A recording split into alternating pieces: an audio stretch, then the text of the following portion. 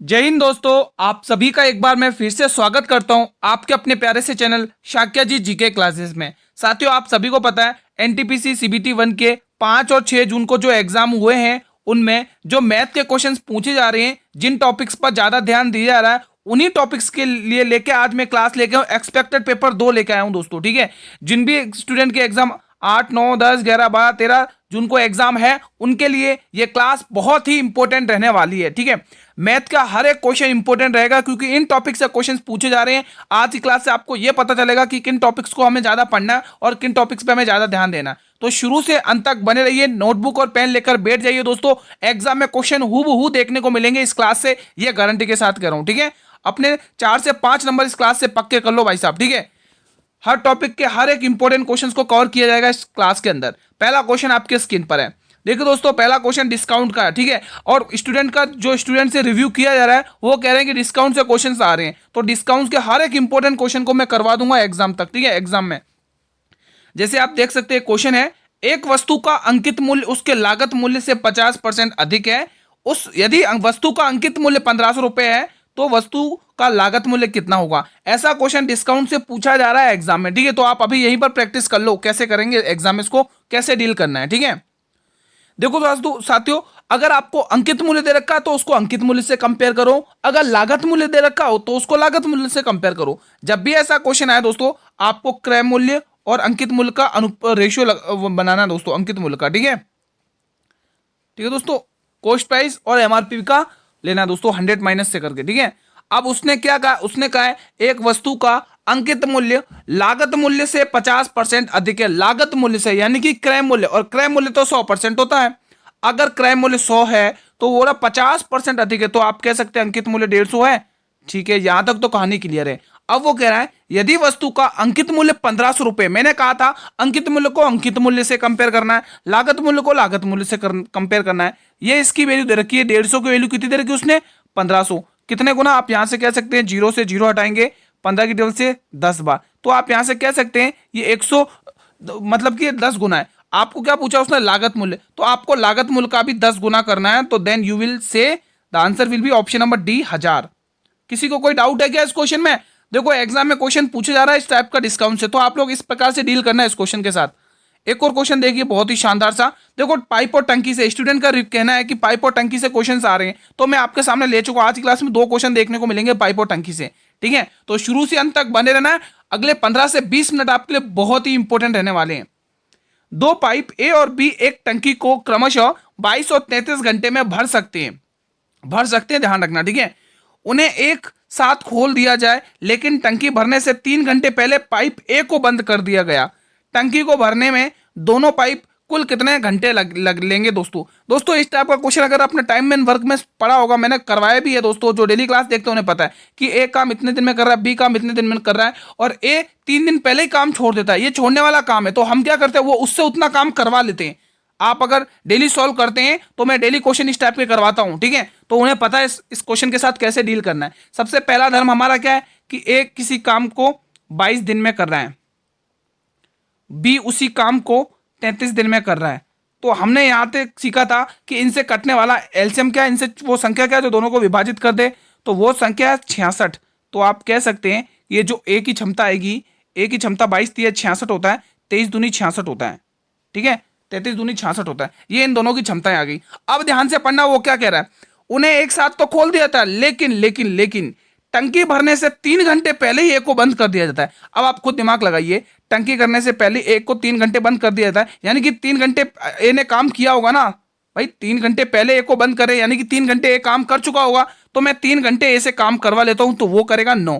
तो मैं टोटल काम में क्या करूंगा, 66 में 9 को ऐड कर दूंगा। तो आप कह सकते हैं यहाँ पे 70 और कितना होगा, 73 73 की 74, देख लीजिए आप, 73 होगा ना यहां से, हाँ काउंट कर लीजिए, 9 और 6 15 की 5 कैरी 1 और 7। ठीक है, तो आप यहां से कह सकते हैं कि जो टोटल काम है वो 75 है। अब हम करवाएंगे उससे दोनों से काम, टंकी को भरने में दोनों पाइपों द्वारा कुल कितने घंटे लगेंगे। तो आप कह सकते हैं दोस्तों इन दोनों की क्षमताएं कितनी होगी, मिलाकर 5 हो गई। ये दोनों की क्षमताएं कितनी होगी, 5 होगी, और टोटल काम अपना कितना है, 75 है। तो 15 पंचे 75, तो आप कह सकते हैं कि वो दोनों 5 घंटे में काम को 15 घंटे में काम को कर देंगे भाई साहब, ठीक है। किसी को कोई डाउट है क्या इस क्वेश्चन में? देखो जो जैसे कहा ना कि 2 घंटे पहले छोड़ देता, 3 घंटे पहले छोड़ देता, तो उससे उतना काम करवा लो और उसमें ऐड कर दो टोटल काम में, और दोनों का पूछे तो आप ऐसे कर लो। कोई दिक्कत है क्या साथियों? जहां पर भी दिक्कत हो तुरंत कमेंट करना। एक क्वेश्चन पूछा था स्टूडेंट ने, स्टूडेंट कह रहे हैं रिव्यू करके कि गुरुजी एलसीएम एचसीएफ से ऐसे क्वेश्चन आ रहे हैं, तो मैं आपको उसी टाइप से प्रैक्टिस करवा रहा हूं। दो संख्याओं का अनुपात दे रखा 3 और 2 में, उनका एलसीएम और एचसीएफ 4 है, दोनों संख्याओं में से बड़ी संख्या ज्ञात करिए। विद इन 1 सेकंड में फोड़ोगे, विद इन 1 सेकंड में ऑप्शन के माध्यम से बड़ी संख्या 3 का पूछा है और 3 का मल्टीप्लाई 1 ही दिख रहा है, ऑप्शन नंबर डी खत्म। ऐसे ओढ़ना है, ये एटीट्यूड रखना है एग्जाम में। देखो उसने क्या बोला है, बड़ी संख्या ज्ञात करिए, तो 3 और 2 में से बड़ी संख्या क्या है? 3 है, और 3 का मल्टीपल क्या है? 12। ये आंसर खत्म। हालांकि मैं पूरा करवाऊंगा, लेकिन आपको ये एटीट्यूड से आंसर सॉल्व करना है एग्जाम में, जब आपको पता हो कैसे सॉल्व करना, ठीक है। अब दो संख्या दे रखी 3 और 2 के अनुपात में, मानो आप चाहे एलसीएम निकाल लो चाहे एचसीएफ निकाल लो, आपकी इच्छा। चलो मान लेते हम इसका एलसीएम ले लेते, एलसीएम। ये 3 संख्या, 2 संख्या है दोस्तों, ठीक है। एलसीएम इनका कितना होगा? 6x होगा। कितना? 6। अब देखिए दोस्तों, हमारा एलसीएम कितना दे रखा है यहाँ पे? हमारा एलसीएम तो 24 दे रखा है, 6 का मान 24 दे रखा क्वेश्चन है ना। एलसीएम कितना? ये तो एलसीएम होगा 6 का मान 24, कितने गुना? 4 गुना। अब उसने कितना बोला? बड़ी संख्या, तो 4 को उससे गुणा कर दोगे, then you will say the option number D will be the right answer. अगर आपको एचसीएफ पूछता तो एचसीएफ देखो, यहाँ पे एचसीएफ पूछा तो एचसीएफ यहाँ पे 4 लिखते आप, है ना। तो एचसीएफ 1 आता है इनका, 1 का मान 4, तो 4 का मान 3 से गुणा करोगे, खत्म। आप कुछ भी निकाल सकते हो, चाहे एचसीएफ के माध्यम से भी निकाल सकते हो और एलसीएम के माध्यम से भी निकाल सकते हो, मतलब कि लैसा के माध्यम से भी निकाल सकते हो और मैसा के माध्यम से भी निकाल सकते हो। बहुत ही शानदार क्वेश्चन स्टूडेंट का रिव्यू कह रहे हैं स्टूडेंट कि कंपाउंड इंटरेस्ट और सिंपल इंटरेस्ट 2 से 3 क्वेश्चन पूछे जा रहे हैं हर शिफ्ट में, है ना, ये कहना है उनका। देखो आप अंत तक बने रहेंगे, मैं आपको बीच बीच में बताते रहूंगा किन किन टॉपिक्स को ज्यादा फोकस करना है। एक तो आपको दोस्तों सिंप्लीफिकेशन पे ज्यादा फोकस करना है, सीआईएसआई पे ज्यादा फोकस करना है। 2 टॉपिक यहां से अभी क्लियर करो। यदि 48 रुपए की धनराशि पर 15% वार्षिक दर से n वर्षों का साधारण ब्याज 2160 रुपए है, तो n का मान ज्ञात करिए। बहुत ही इंपॉर्टेंट क्वेश्चन है दोस्तों, समय ज्ञात करना है, n का मान ज्ञात करना है। हमें पता है कि गुरुजी जो साधारण ब्याज होता है वो principal multiply rate multiply time upon 100 होता है, मतलब कि जो साधारण ब्याज होता है वो मूलधन गुणा समय गुणा दर बराबर 100 होता है, ठीक है। ये अपना फॉर्मूला है। अब उसने ब्याज दे रखा 2160 रुपए, उसने क्वेश्चन ने खुद ब्याज दे रखा 2160 रुपए, और हमें मूलधन भी दे रखा उसने कितना? 48 रुपए का। हमें दर भी दे रखी उसने 15% की, लेकिन उसने कहा भाई समय नहीं दूंगा, समय तो तुम्हें ही निकालना पड़ेगा। कोई दिक्कत नहीं, निकाल देंगे, कोई बड़ी बात है क्या। चलिए क्वेश्चन को सॉल्व कर लेते हैं। 2 जीरो से आप 2 जीरो उठाएंगे, ठीक है, कोई दिक्कत। अब आप यहाँ पे कितने 15 3 की टेबल से काट लो पति, हाँ 3 की टेबल से काट लो, 3 से तो 21, ठीक है, 3 दूनी 6 और 3 जीरो 0, 3 की टेबल से काट लिया, 3 की टेबल से इसको भी काट लो, 3 1 3, 3 6 18। कोई दिक्कत? कोई दिक्कत नहीं है दोस्तों। अगर और कट रहा तो और काट सकते हैं आप वैल्यू को, ठीक है, ठीक है। अगर आप चाहो दोस्तों तो इसको 15 की टेबल से काट सकते हो। 15 की टेबल से यहाँ पे काटो, कितनी बार जाएगा? 15 चौके 60, 12 बचेगा, 15 8 120, 6 16 30 48। तो आप कह सकते हैं कि उसको 3 साल है, समय कितना हमारा? 3 साल, ठीक है दोस्तों। ऐसे क्वेश्चन एग्जाम में पूछे जा रहे हैं, हल्के में मत लेना। आप सोच रहे होंगे इतना इजी क्वेश्चन है दोस्तों, इतना इजी भी पूछेंगे? आप देख सकते हैं बच्चों से रिव्यू हुआ है दोस्तों, क्वेश्चन ऐसे पूछे जा रहे हैं, ठीक है। क्वेश्चन नंबर 5, √54 गुणा √6 का मान ज्ञात करना है। लग रहा है इजी क्वेश्चन, लेकिन सॉल्व करने में कुछ स्टूडेंट गलत भी करते हैं, इसको हल्के में लेते हैं इन क्वेश्चन को, और सिंप्लीफिकेशन क्वेश्चन बोर्ड मार्क्स से पूछे जा रहे हैं। देखो 54 को आप कैसे लिख सकते हो? 54 को आप लिख सकते हो 9 गुणा 6। कोई दिक्कत? वो भी रूट में, नहीं दिक्कत। अगला अब √6 को आप √6 ही रहने दीजिए, ठीक है, √6 को आप √6 में रहने दीजिए। अब अगर आप इसमें से देखें तो आप क्या कॉमन ले सकते हैं दोस्तों? इन दोनों में से आपका 6 तो बाहर आ गया, ठीक है, और ये अंदर √9 है। अब ये √9 किसका स्क्वायर है? 3 का स्क्वायर है। तो आप ये कह सकते हैं, बाहर तो 6 पहले से था, √9 3 का स्क्वायर है, तो आप यहाँ से मल्टीप्लाई करके आप ये कह सकते हैं मेरा आंसर 18 आ गया, जो कि ऑप्शन नंबर डी में है। किसी को कोई डाउट है क्या इस क्वेश्चन में? देखो आप स्मार्ट वर्क से कर सकते हो ऐसे, है ना। क्वेश्चन नंबर 6, 4 अंकों की वो बड़ी से बड़ी संख्या ज्ञात कीजिए जो 15, 20, 25 और 45 से पूरी तरह से विभाजित है। सॉल्व करिए। हमें विभाज्यता के नियम पता है, तो हम क्वेश्चन को फोड़ देंगे। कैसे फोड़ेंगे? हमें पता है 9 गुणा 5 होता है, और 9 से वही नंबर डिवाइड होगा जिसका अंकों का योग 9 से विभाजित हो रहा हो, ठीक है। और हमें उससे पहले देखो ये वाला तो हम करेंगे, लेकिन उससे पहले हम इस 20 का नियम और लगा देते। पहले हम 20 का नियम लगाते हैं, 20 के नियम से इजी हो जाएगा, फिर हम 9 का नियम लगाएंगे, ठीक है। देखिए 20 का नियम क्या कहता है कि 4 गुणा 5 होता है। 20 का नियम क्या कहता है विभाजकता की? 4 गुणा 5 होता है। 4 का नियम क्या कहता है? आखिरी के 2 अंक 4 से विभाजित होने चाहिए। क्या ये 90 कभी 4 से विभाजित होगा? क्या आप खुद दिमाग लगाइए, 90 कभी 4 से विभाजित होगा? कभी नहीं। कभी नहीं। कोई दिक्कत नहीं, दो ऑप्शन तो हमारे इस 4 ने तोड़ दिए। अब बारी है दोस्तों 45 की, जिसमें क्या होता है 9 गुणा 5 छुपा हुआ है, ठीक है। अब आपको पता ए ऑप्शन और डी ऑप्शन बचे, लेकिन ए और ऑप्शन और डी ऑप्शन दोनों 5 से विभाजित है, 9 से विभाजित है क्या दोनों, लेकिन हमें पता है दोस्तों दोनों 9 से भी विभाजित है। अब हमें दिमाग क्या लगना, उसने क्या कहा है, वो बड़ी से बड़ी संख्या, बड़ी से बड़ी संख्या, तो 9000 और 9090 में बड़ी संख्या क्या है, डी ऑप्शन बड़ा है, तो यही आंसर फोड़ना है। कोई दिक्कत क्या है इस क्वेश्चन में, कोई दिक्कत नहीं होनी चाहिए दोस्तों। मैं पूरा 100% दे रहा हूं आप लोगों को समझाने के लिए दोस्तों, ठीक है। आप भी पूरा 100% देखेंगे वीडियो को अंत तक वॉच करने के लिए, एक एक क्वेश्चन इंपॉर्टेंट है दोस्तों, ठीक है।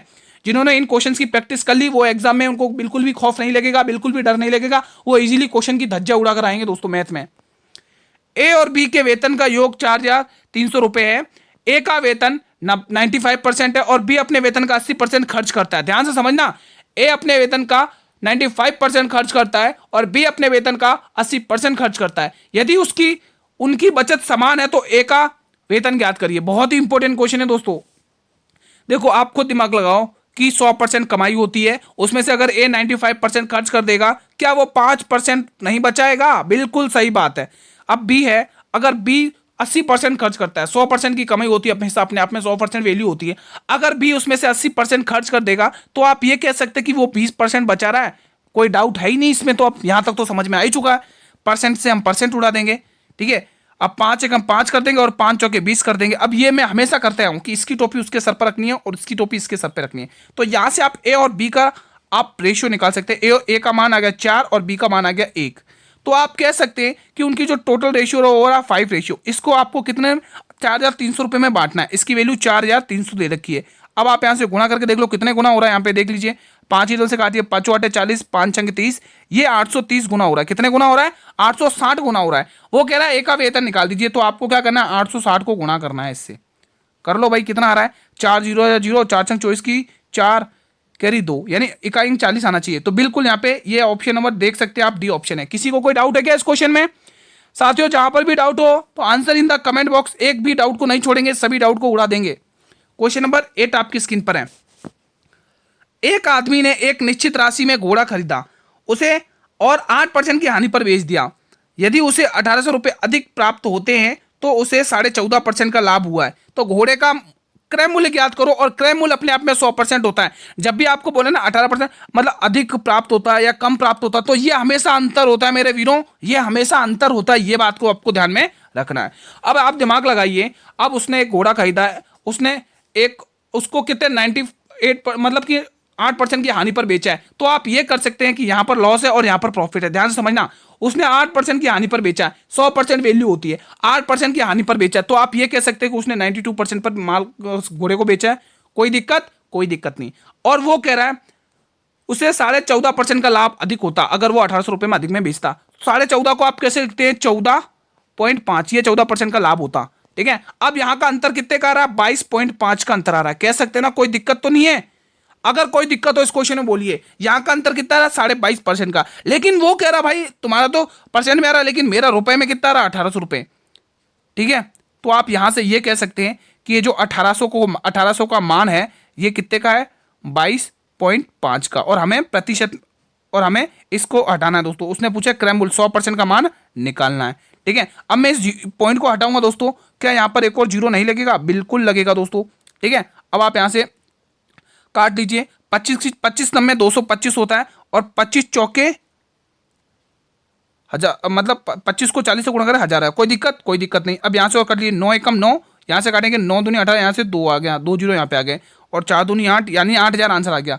अब आप इनको आपस में मल्टीप्लाई करोगे तो आंसर आएगा 8000। कोई दिक्कत है क्या इस क्वेश्चन में? बहुत ही अल्टीमेट क्वेश्चन था, मजा ही आ गया इस क्वेश्चन को सोल्व करने में, कैलकुलेटिव था, कोई दिक्कत नहीं था। क्वेश्चन नंबर 9, किसी धनराशि पर प्राप्त साधारण ब्याज उस राशि का 81/100 है। वर्षों की संख्या और ब्याज की दर संख्या ये बराबर है आपस में, तो वार्षिक ब्याज की दर ज्ञात करिए। ये बराबर है तो हम इजीली क्वेश्चन को सोल्व करते हैं। 100 से 100 गया 9, आंसर आ गया 9%। ये एटीट्यूड से क्वेश्चन सोल्व करना है। कैसे? जब आपको ये पता हो कि गुरुजी दर गुणा समय बराबर साधारण ब्याज होता है, दर गुणा समय बराबर साधारण ब्याज होता है दोस्तों। जब आपको ये पता हो दोस्तों, तब आप इस प्रकार से क्वेश्चन को फोड़ेंगे। कोई दिक्कत है क्या इस क्वेश्चन में? कोई दिक्कत नहीं है। अब देखिए दोस्तों, उसने क्या कहा, ये लाइन पढ़िए, पहले तो आप उसने क्या बोला है कि धनराशि के बराबर है, साधारण ब्याज उस धनराशि के बराबर है, तो 81/100। अब इसको पूरा ब्याज बनाने के लिए आप क्या करोगे, 100 से 100 काट दोगे, 100 से गुणा कर लोगे, ब्याज में कन्वर्ट करना है ना, जीरो से जीरो के दोनों गए, तो आप कह सकते हैं 81% का ब्याज आ गया। अब आप देखिए दर गुणा समय बराबर साधारण ब्याज, इसको चुटकियों में उड़ाओगे आप लोग जब ये कंसेप्ट पता होगा। ब्याज तो आपको मैंने अभी बता दिया 81% का आ गया। अब देखिए उसने क्या क्या, ध्यान से पढ़िए, वर्षों की संख्या मैंने ए मान ली, और ब्याज दर के बराबर, मतलब वर्षों की संख्या वार्षिक ब्याज दर के बराबर है, यानी ये भी ए ही है, तो आप ए गुणा ए कर सकते हैं, ए का स्क्वायर आएगा, और जैसे ये स्क्वायर हटेगा तो आप ऐसे कह सकते हैं ये जो 8 है ना, ये किसका स्क्वायर है, 81 का, ये किसका स्क्वायर है, 9 का, तो आप कह सकते हैं 9% दर है। बहुत ही शानदार तरीके से सॉल्व किया, मजा ही आ गया दोस्तों, आत्माएं खुश हो गई दोस्तों। बढ़े अगले प्रश्न की तरफ। अगला क्वेश्चन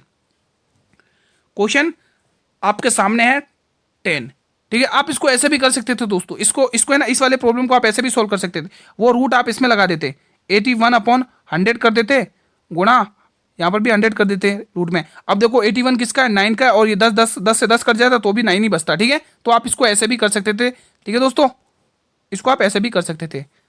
चलिए अगला क्वेश्चन आपकी स्क्रीन पर है, 3 और 5 के प्रत्येक, क्वेश्चन को पेंसिल सेलेक्ट करते हैं, 3:5 के प्रत्येक पद में ऐसी कौन सी संख्या जोड़ी जानी चाहिए जिससे अनुपात 5 और 6 हो जाए। जब भी ऐसा क्वेश्चन आना चाहिए, पहले अनुपात 3 और 5 था, अब हम इसमें ऐसा क्या करें कि ये अनुपात 5 और 6 हो जाए। जब भी ऐसा क्वेश्चन है तो हमेशा अंतर बराबर करना है, मैंने क्या कहा, अंतर बराबर करना है। इनका अंतर कितना आ रहा है, इनका अंतर 2, और अगर अंतर बराबर है तो बल्ले बल्ले, अगर अंतर बराबर नहीं है तो करना पड़ेगा। अंतर बराबर करो तो इसको मैं क्या करूंगा, 2 से गुणा कर लूंगा, अंतर बराबर हो गया, 2 से इसको भी गुणा होगा और 2 से इसको भी गुणा होगा, 5 दूनी 10 और 6 दूनी 12।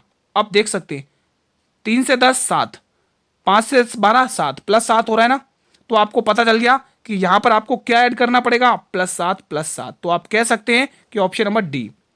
अगला क्वेश्चन, 40 छात्रों का प्राप्त अंकों का माध्य 68 है, बाद में यह पाया गया कि 25 को गलती से 45 पढ़ा गया, सही माध्य ज्ञात करना। अल्टीमेट क्वेश्चन है, ऐसे क्वेश्चन की प्रैक्टिस करवा रहा हूं क्योंकि एग्जाम में ऐसे क्वेश्चन पूछे जाएंगे। देखो पढ़ना था 25, लेकिन गलती से हमने 45 पढ़ लिया, तो आप यहां से कमी की चर्चा कर सकते हैं। कितना आ रहा है, कितने की कमी आ रही है, देख लीजिए, 15 40 20 की कमी आ रही है ना, 20 की कमी आ रही है ना, 20 की कमी आ रही है, ठीक है, 20 की कमी आ रही है दोस्तों। यहाँ पे कितने की कमी आ रही है, 20 की कमी आ रही है। ये 20 की कमी कितने पे आएगी, सभी 40 छात्रों के ऊपर आएगा, केक कटेगा तो सब में बटेगा भाई साहब, ठीक है। तो आप यहाँ से कह सकते हैं, पॉइंट लगा के ये कह सकते हैं 4 5 20, 0.5 की -0.5 की कमी आ रही है। टोटल औसत कितना था, टोटल औसत गुरुजी 68 था, उसमें से आप 0.5 को माइनस करेंगे तो then you will say the answer will be option number D, कह सकते हैं 67.5 आंसर आएगा, जो कि ऑप्शन नंबर डी में। बहुत ही शानदार क्वेश्चन था भाई साहब, मजा ही आ गया। अगला क्वेश्चन, ये क्वेश्चन से एग्जाम में पूछे जा रहे हैं, इस टाइप के क्वेश्चन से एग्जाम में पूछे जा रहे हैं स्टूडेंट्स। 19 प्रेक्षणों का औसत 24 है, यदि प्रथम 10 प्रेक्षणों का औसत 17 है, आखिरी 10 प्रेक्षणों का औसत 24 है, तो आपको 10वां प्रेक्षण ज्ञात करना है। तो 19 प्रेक्षणों का योग 19 गुणा 24 कितना करोगे, आप कर सकते हो, निकाल लीजिए, 456 आएगा, क्योंकि 19 को 20 से गुणा करोगे तो 19 यहाँ पे कर लो, 19 चौक 76 की 6 कैरी 4, 19 दूनी 38 4, 19 चौक 76 की 6 कैरी 7, 19 दूनी 38 38 और 6 39 39 40 41 42 43 44 45, 456 है ना, क्योंकि हाँ मैंने कहा था 456 ही आएगा फिलहाल, ठीक है। नेक्स्ट आगे देखिए, उसने कहा दक्ष प्रेक्षणों का, अब यहाँ से तो अपन ने कहा, अब दक्ष प्रेक्षणों का योग उसने देखा है, औसत देखा 17, तो आप यहाँ से कह सकते हैं 170 यहाँ पर आ गया, और यहाँ पर आप निकाल दिए 10 और प्रेक्षणों का, अगले 10 प्रेक्षणों का 24, तो यहाँ से कह सकते हैं 240, ठीक है। ये वाला अलग, ये वाला भी अलग, ये वाला अलग रखना है दोस्तों। अभी आप इनका प्लस करिए, 0 7 और 4 11 की कैरी 1 2 3 4, 470 आ गया। उसने 10वां प्रेक्षण पूछा है, तो आप 456 में से 410 घटा लेंगे, 6 4, आंसर कितना है 46, आंसर कितना है 46, ठीक है। रुको, ये 456 आ रहा है, 7 4 2 3 4 410, यहाँ पर माइनस का 46 दे रखा है, कहीं मिस्टेक तो नहीं करी अपन ने, एक बार देख लेते। 17 10 का 240 आ गया, 17 117 आ गया, 7 4 7 4 11 की कैरी 1 2 3 4 410, ठीक है। 19 चौक 76 की 6 कैरी 7, 19 दूनी 38 7 45, ठीक है। हाँ तो दोस्तों आंसर यही आएगा, यहाँ पे माइनस का नहीं होगा, ठीक है, ऑप्शन नंबर बी टिक कर लो। अगला क्वेश्चन 13, 5, 2, 7, 8, 14 और 5 और 11 का माध्यमिका ज्ञात करिए दोस्तों। ऐसे क्वेश्चन आ रहे हैं दोस्तों, माध्यमिका ज्ञात करनी है दोस्तों ऐसे क्वेश्चन को सॉल्व करने के लिए हमें पता है कि सबसे पहले इनको आरोही क्रम में ऐड करेंगे और माध्यमिका तो बीच में होती है ना, पहले आरोही क्रम में ऐड कर लोगे। अगर आप उससे भी पहले स्मार्ट वर्क लगाइए, स्मार्ट दिमाग लगाइए। देखो 1 2 3 4 5 6 7 यानी कि 7 संख्या है और औसत हमेशा बीच में आएगा, औसत हमेशा बीच में आएगा। तो आप क्यों ना आखिरी के 4 अंक लगा लो लाइन पे और चौथा ही आपका आंसर हो जाएगा, क्योंकि 3 इधर से आ जाएंगे, 3 इधर से आ जाएंगे। लगा लो दिमाग। सबसे छोटा 2 है, उसके बाद सबसे छोटा कौन सा है 5 है, उसके बाद सबसे छोटा कौन सा है 7 है, ये 5 है, ठीक है 5 है, उसके बाद सबसे छोटा 8 है। बस हमारा काम तो हो गया। 3 आगे से आएंगे और 2 इधर से और आ जाएंगे, 3 इधर से आ जाएंगे और बीच का अंक क्या 8। तो यही तो दिमाग लगाना है, इसी तो कहता हूं थोड़ा दिमाग लगा के सॉल्व करना है, क्योंकि हमें उस भीड़ में से निकलना है भाई साहब, तभी सिलेक्शन होगा। मैंने कहा था टंकी के 2 क्वेश्चन रखूंगा, बहुत ही अल्टीमेट क्वेश्चन है, मजा ही आ जाएगा इस क्वेश्चन को सॉल्व करने में। किसी खाली टंकी को एक पाइप 4 घंटे में भर सकता है, जबकि दूसरा पाइप उसी टंकी को 10 घंटे में खाली कर सकता है। एक भर सकता है 4 घंटे में और दूसरा 10 घंटे में खाली कर सकता है। जब टंकी आधी खाली होती है तब दोनों पाइपों को एक साथ खोला जाता है, तो टंकी कितने समय में भर जाएगी, वो भी हमें मिनट में पूछा है। बहुत ही शानदार क्वेश्चन है, मजा आ जाएगा। पहला धर्म कि एक कोई काम को 4 घंटे में कर सकता है, बी उस टंकी को 10 घंटे में खाली कर सकता है। 10 दूनी 20, तो हम कह सकते हैं टोटल काम 20 आ गया। इसकी क्षमता कितनी है भरने की 5 घंटे, इसकी क्षमता खाली करने की 2 घंटे। कोई दिक्कत हो तो बोल देना यहीं पर कि हाँ गुरुजी हमें यहाँ पर दिक्कत है। यहां तक तो पूरी पिक्चर क्लियर हो गई। अब आगे क्या कह रहा है वो ध्यान से पढ़िए। जब देखो 1 मिनट, हाँ यहां से पढ़ लीजिए। जब टंकी खाली थी तब दोनों पाइपों को एक साथ खोल दिया जाता है, ठीक है। अब यहां से काम करेंगे। जब टंकी आधी खाली थी, इस लाइन को पढ़िए, आधी खाली थी यानी टंकी अभी 20 भरी हुई है, 20 की आधी अगर आप कर देंगे, यहां पर मैं लिख रहा हूं इसको सही से, अगर आप 20 का, जब टंकी आधी खाली थी हमने आधी कर दी, अब कितनी बची 10 लीटर, 10 लीटर पानी भरा हुआ। अब वो क्या करा, 10 लीटर खाली थी तब दोनों पाइपों को एक साथ खोल दिया गया। दोनों पाइपों की क्षमता कितनी है, वो 5 घंटे में भर रहा है, ये 2 घंटे में खाली, दोनों की पाइप की क्षमता आप 3 घंटे मानोगे, तो आप कह सकते हैं कि 3 घंटे में। और यहां से आप सोल्व करेंगे तो 3 सही 1/3 घंटे आएगा। लेकिन उसने हमें क्या पूछा है, उसने पूछा है कि टंकी कितने समय में भर जाएगी, लेकिन मिनट में आंसर आ रहा है, ऐसा तो कुछ नहीं आ रहा है। तो आप 1/3 को 60 से गुणा कर लेंगे उसको मिनट में बनाने के लिए, तो आप कह सकते हैं 20। तो 3 घंटे 20 मिनट, जो कि ऑप्शन नंबर सी में।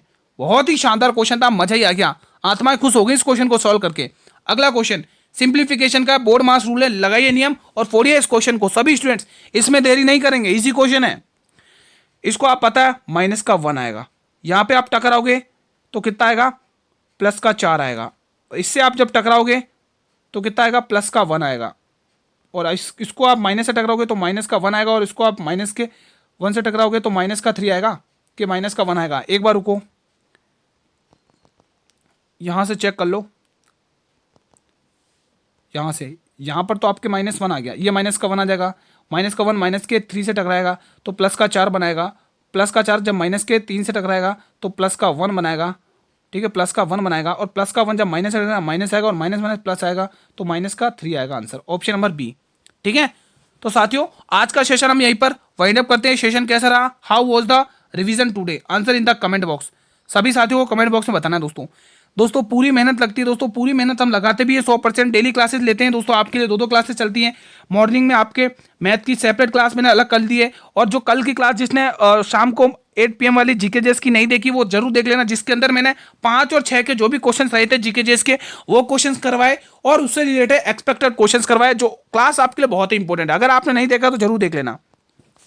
साथियों अगर आपको ये सेशन पसंद आया तो मेरे वीरों सेशन को लाइक कर लेना, और जितना हो सके मेरे वीरों हर एक स्टूडेंट तक शेयर करना, इस क्लास को हर एक स्टूडेंट तक शेयर करना। और एक्सपेक्टेड पेपर है दोस्तों, एग्जाम में क्वेश्चन देखने को मिलेंगे आपको ऐसे ही, और इन्हीं कंसेप्ट से मिलेंगे, और आपको ऐसे ही क्वेश्चन को फोड़ना है एग्जाम में भी, ठीक है।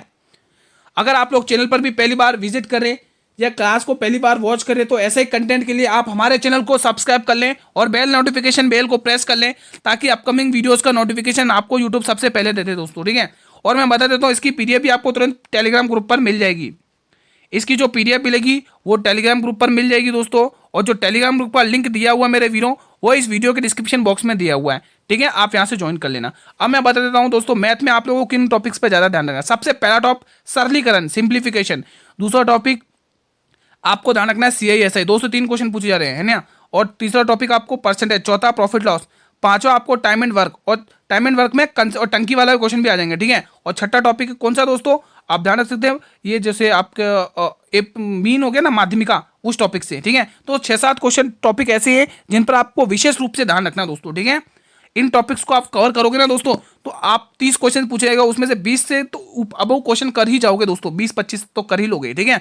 आपको डेली क्लास अटेंड करनी है, मॉर्निंग में भी और इवनिंग में भी, ठीक है। कल हम शाम को मिलते हैं दोस्तों इवनिंग में इसी टाइम पर 8 बजे दोस्तों। तब तक मेरे वीरों, जय हिंद, जय भारत, वंदे मातरम। धन्यवाद दोस्तों, मेहनत करते रहिएगा, ठीक है, धन्यवाद।